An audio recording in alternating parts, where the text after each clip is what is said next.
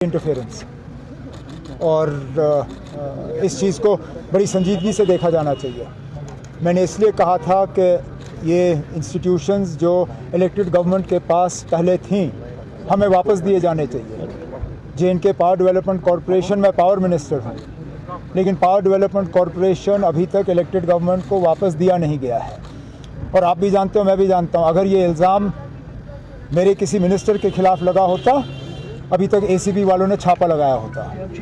ये प्रोजेक्ट्स न सिर्फ जम्मू कश्मीर के लिए हैं, ये पूरे मुल्क के लिए हैं। These are projects of national importance. इसमें कहीं पे भी दखल की इजाज़त नहीं होनी चाहिए। और फ़िलहाल मैं जानता हूँ ये एक ऑनरेबल एमएलए के बारे में बात की गई है, लेकिन किश्तवाड़ में हर प्रोजेक्ट में जो 2 ऑनरेबल एमएलएज ऑपोजिशन के हैं कहीं ना कहीं वो दखल दे रहे हैं। और इसमें जो हमारे एजेंसीज़ हैं उनको अपना काम करना चाहिए। बड़े अफसोस की बात है, वो कहाँ से थे, कौन थे, मैं उसमें नहीं जाऊँगा। बेगुनाह लोग मारे गए। और मैंने हमेशा ये कहा है, जब ये हमारे यहाँ हुआ है, कहीं और हुआ है, कोई भी मजहब आपको इस बात की इजाज़त नहीं देती कि आप इस तरह बेरहमी से किसी बेगुनाह का कत्ल करो। मैं तो उस बहादुर को भी सलाम करता हूँ जिसने अपनी जान की परवाह नहीं दी। मैं वो वीडियो देख रहा था, किस तरह वो उस पर झपट पड़ा और उसने बंदूक छीनने का काम किया। पता नहीं कितने लोगों की जान उसने बचाई। लेकिन ये बड़े अफसोस की बात है, होना नहीं चाहिए। रिवाइवल के लिए हमें काफ़ी हद तक अल्लाह ताला ऊपर वाले की मदद की ज़रूरत है। जब तक गुलमर्ग, पहलगाम, सोनमर्ग वगैरह में हमें ठीक ठाक बर्फ़ नहीं मिलती, एक अच्छा खासा तबका टूरिस्टों का जो है वो यहाँ नहीं आएंगे। बाकी हम अपनी तरफ से तमाम कोशिशें कर रहे हैं, चाहे वो इंफ्रास्ट्रक्चर के हवाले से हो, चाहे वो प्रमोशन के हवाले से हो। अभी कुछ ही दिनों में adventure tour operators association of India के हवाले से उनका एनुअल कन्वेंशन जो है यहाँ श्रीनगर में होगा।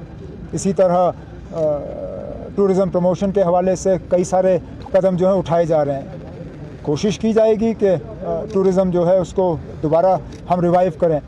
जहाँ तक आपने टिकट के कैपिंग की बात की, वो तो पूरे मुल्क में फ़ेल हुआ। इंडिगो के ग्राउंडिंग के बाद गवर्नमेंट ऑफ इंडिया ने वाज़िया हिदायत दी थी कि टिकटों की कीमत जो है वो कंट्रोल की जानी चाहिए। नहीं हुआ, एयरलाइन ने माने नहीं।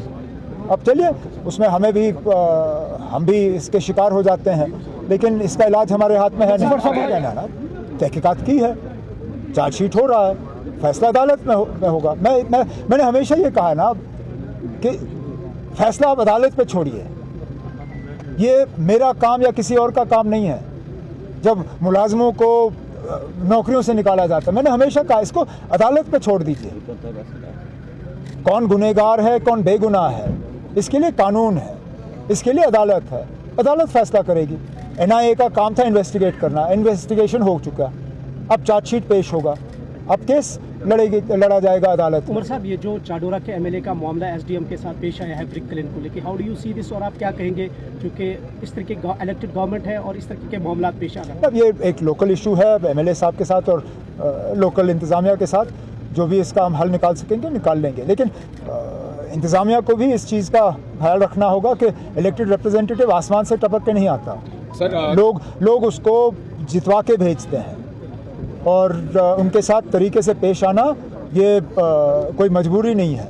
ये हर अफसर की, यहाँ तक मैं चीफ मिनिस्टर हूँ, लेकिन मेरी जिम्मेदारी है कि मैं इलेक्टेड रिप्रेजेंटेटिव्स के साथ जो है तमीज़ से पेश आऊँ। अब मेरी कोई मजबूरी नहीं थी कि मैं श्रीनगर डिस्ट्रिक्ट का रिव्यू कर लूँ, लेकिन इलेक्टेड रिप्रेजेंटेटिव्स हैं, लोगों ने इनको चुन के भेजा है। हमारी जिम्मेदारी है कि इनसे हम मशवरा करें और इनके राय के मुताबिक जो है अपना काम करें। इंडिया अलायंस को इससे कोई लेना देना नहीं है।